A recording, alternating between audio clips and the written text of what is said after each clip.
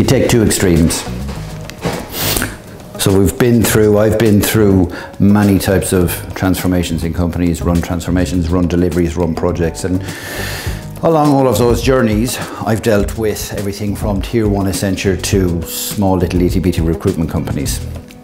And on one end of the scale, in recruitment companies, I need to go through the hassle of lots and lots of interviews, lots of CV sifting, and eventually, after a long process, I end up with a team that can achieve the outcomes I need to get to.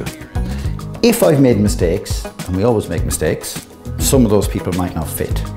And again, back to the recruitment company, back to the drain of distracting me on what I'm doing. So you can do that, but it's hard. It's a hard slog, it takes time, and it takes away from the time where you're supposed to be delivering value in an organization. And if anything nowadays, it's all about on demand, do it fast. Everything is expected quicker. So you really don't have the time to be messing around with that. On the other end, you can roll in your tier 1 Accenture type company. Great. So they'll come in fairly quickly. They'll charge a premium, 2-3 times as much as what I might be charging if I get somebody directly from the street myself. The reality is they'll put in a couple of good people, they'll put in a bunch of mediocres under that, and if it's a big thing, they'll put in a whole bunch of junior people under that, and they'll probably offshore stuff, but I will still pay through my nose. They'll deliver an outcome, might not be quite the outcome that I want, because they'll land and expand and they'll try and guide and direct. It's part of how they build their business. But most importantly, when they leave, depending on what the job is, if it's installing something, fine, it's done. If it's transformational, will they really have embedded the change into the organization? Often not. So when they leave, things start to snap back a little bit. So I've paid a premium, all look great. I've probably in an organization covered my backside because you've got a big name on it. It was really expensive and probably didn't deliver.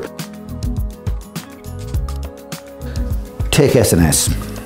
Now, it ain't a silver bullet, but it lands somewhere in the middle of all that because you get a network of people who know what they're doing, who spend the time to listen to you to figure out what you really want. They do all the grunt work. They do more than pattern matching. They'll figure out what you really need.